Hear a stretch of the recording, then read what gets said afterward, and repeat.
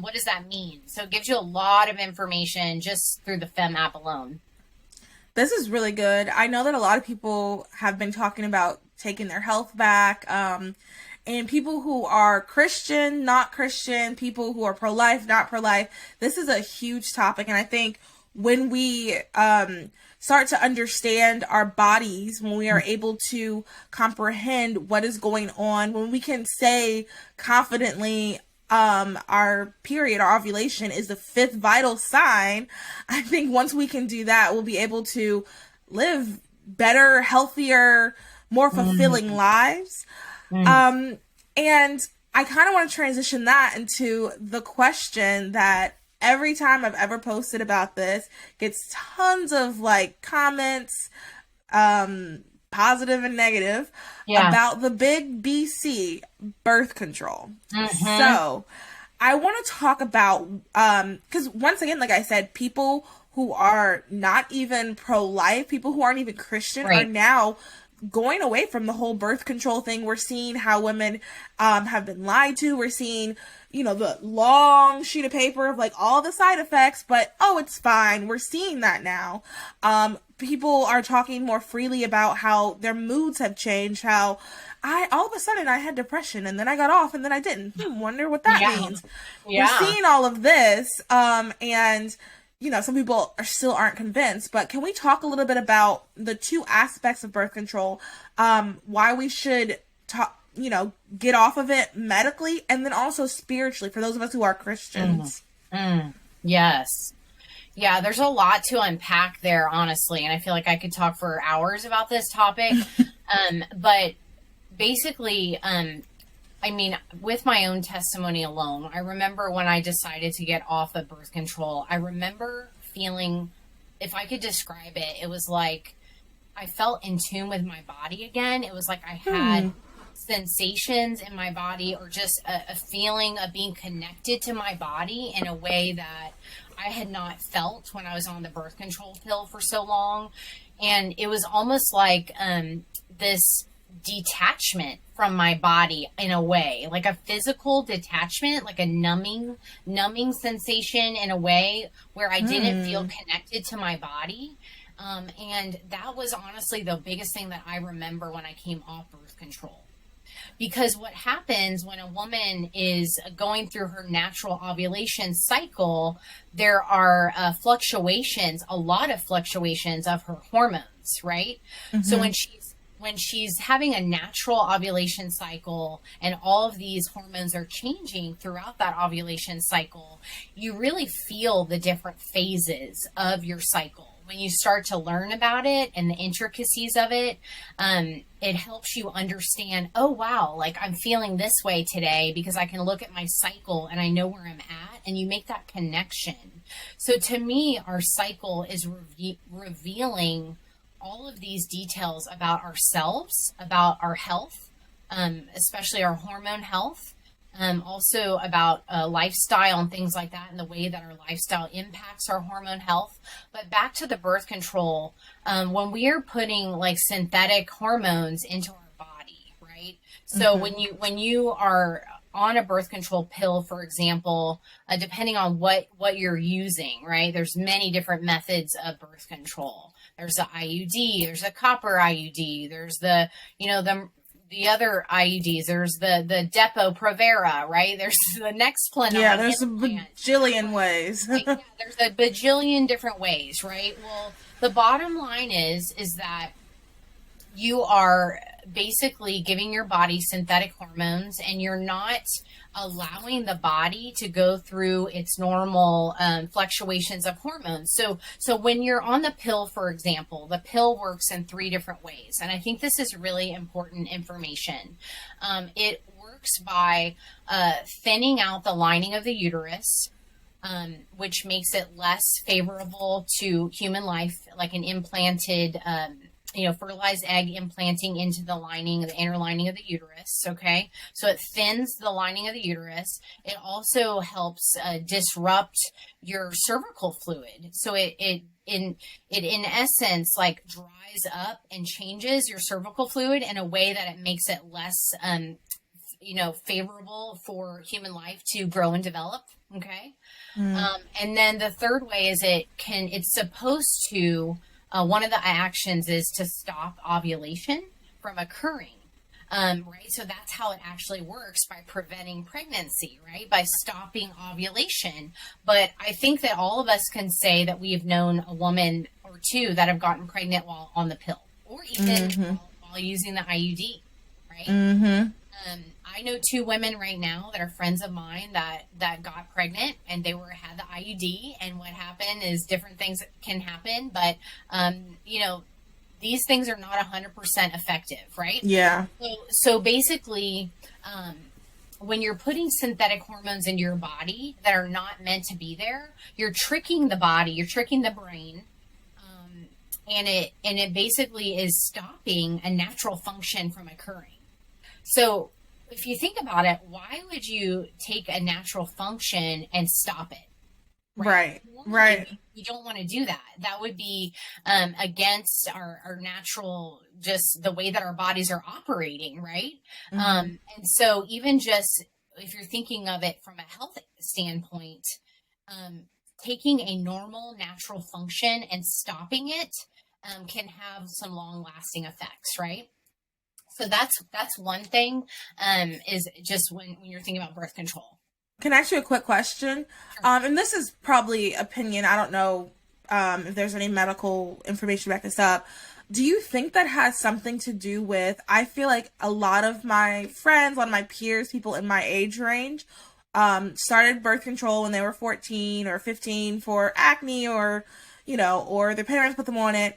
And now I feel like a lot of people are trying to get pregnant, and I feel, maybe I just wasn't paying attention, but I feel like I've Mhm. never seen so many people struggle getting pregnant. Do you think that has something to do with it, or weird Yeah. coincidence? So I can't speak on like the latest research on that. And I think that's a really good question for Megan Bloom when she does her Patreon session, because she's really in the day to day with research and things like that. However, I do know that it can take a while for a woman's natural cycle to return after being on birth control for a while. Mm-hmm. Um, so basically, it really depends on the woman. Every woman's body is different, but your fertility doesn't necessarily just suddenly come back and return quickly after getting off of um, birth control, And synthetic I don't think forms. people know that. A lot of women do not know that.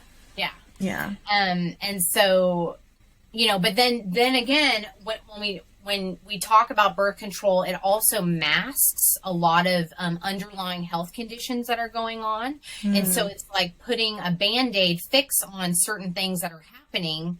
So you're covering up and masking symptoms, because you're altering your body's natural rhythm of things, and your body's natural indicators that maybe something is abnormal, right? So you're Mm-hmm. masking that with these hormones that are causing you to have the same level of hormones, right? Instead of fluctuating hormones, right? Mm-hmm. So depending on what type of birth control you're on, but you're masking these underlying health conditions that you could be diagnosing earlier if you weren't on the synthetic birth control. So that's really important for women to understand. Mm.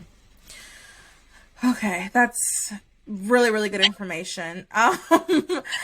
Because once again, people just aren't discussing it. I mean, now we're talking more about birth control, or we're at least talking about like getting off of it. But I don't know if we're getting to the intricate parts of, hey, you have to kind of fix your hormones. I guess, Right. would that be the terminology that you would use? Like, fix them, or Well, how would you guys say it? I think that a lot of doctors honestly are just not taught how to um, treat women without giving them the birth control pill. For example, the birth control pill is used for many different conditions like acne, irregular periods, heavy periods. It's used for all these things, but really it's not treating the root cause of the problem.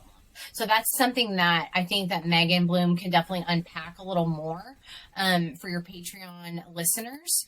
But yeah, if that does that answer your question? Yeah, yeah. So I want to go back to the question about the spiritual aspects Yeah. of birth control. Can you kind of dive into that, as there's Christians listening who, they are married and they just feel as if they, so they're having sex with their spouses and they feel as if they just cannot give up that birth control because they don't want to have children right now. What could you say spiritually? How does birth control affect you? Sure. Yeah, so this is a lot to unpack. So I'm going to have to start where I feel like I have to start to kind of lay the foundation for this, and the reason why there's a spiritual component that impacts a marriage or even just an individual woman's soul in a way where we have to think about this on a deeper level. Okay. So when I say one thing is the abortifacient effects potentially, okay, of synthetic hormonal birth control. Okay, when I talked about those three actions that the birth control has earlier, that can lead to an early loss of a pregnancy. Okay, so a lot of women don't know that you can lose a very early pregnancy because that fertilized egg does not implant into the lining of the uterus properly, and it doesn't have the proper nutrients to survive, grow, and develop. Right. So that is one big component when you're married to someone and you've made this lifelong commitment with them, and if you believe that life begins at conception, at fertilization, that's a uniquely made human being, all the DNA is there. Why would you want to have a loss of one of your children? Okay, yeah. So that alone is something to really think about and to research. If you're living if you're in a marriage, and especially if you're a Christian woman and you believe that life begins at conception. So I do want to lay the foundation though with starting in Genesis. Okay, in the Bible, God made man and woman. Okay, and he gave them dominion over the world, right? And if you're thinking about like the Garden of Eden, where Eve and Adam were naked in the garden, they had this deep intimacy with the Lord, with God, right? They had this deep intimacy. They were naked and they felt no shame. And then suddenly you have the serpent comes in and tempts Eve in the garden, and Adam is supposed to be her protector, watching out for her, and he was not really doing his job.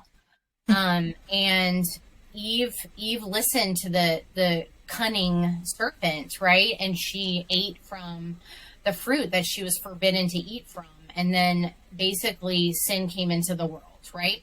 Mm-hmm. So if we believe that, we need to just have that in the back of our mind, right? As Christians, right? Okay. And then I'm going to kind of go forward to, if man and woman were created in the image of God, they were uniquely made, man and woman, right? The woman Eve was to be Adam's companion, right? But if we believe that God designed women and men to be different, but to be complementary of one another, I think that's a key thing to remember, is that we're complementary of one another. But then beyond that, do we believe as Christians, for example, that God designed marriage? Is that a biblical thing? Did God design marriage, right? So in the Bible, it talks about, I'll just read this from Genesis really quick. It's talking about Adam and Eve in the garden, and this is from Genesis 2, it's 2:23. The man said, "This is now bone of my bones and flesh of my flesh. She shall be called woman, and for she was taken out of man," right? For this reason, a man will leave his father and mother and be united to his wife, and they will become one flesh.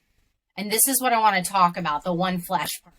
So when a man and woman say their marriage vows, traditional marriage vows, they actually, are saying yes to God to procreate. So in the Bible says to go and be fruitful and multiply.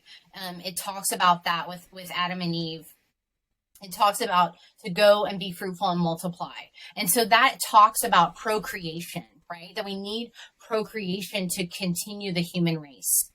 And so there's this aspect of the marital union between man and woman that is procreative. Okay. So the natural design of intercourse is procreation, right? But if you Yeah. look at nature, it is to procreate, right? Yeah. However, when you're married as man and woman within a Christian marriage, you are also there. It is to unify you as husband and wife, to unify you and to also bring new life into the world, right? You're co-creating life with God. Okay. So if you think about those two things, to be unitive and then also to procreate, those are the aspects of marriage. And so if we believe that, and we believe that our fertility is a gift that was given by God, why would we cut that off and stop that natural action from happening? Yeah. Yeah. I mean, why would we? I've thought about that. I'll say, so I got more into this topic, I guess, the further I've gone into pro-life world. Yeah. And I've thought about those exact, like, why are we stopping that? Yeah. Why the whole purpose of birth control is to stop A, what God has ordained, and B, to just stop our natural body. Like, you're literally halting what your body is naturally was designed to do.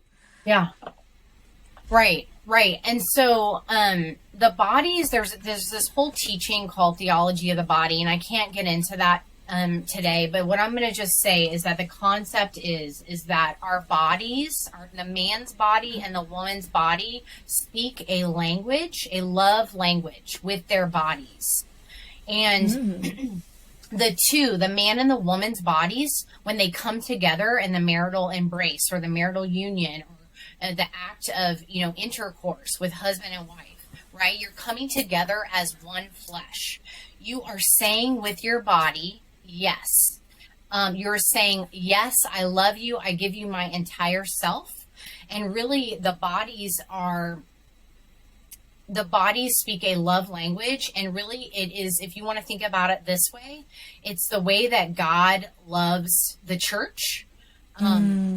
Total sacrifice for us, for us. He made us out of love. We wouldn't be here if God didn't love us, because God doesn't need us. And so when we get married, and we have a spouse and we make that lifelong commitment, we are saying yes to that.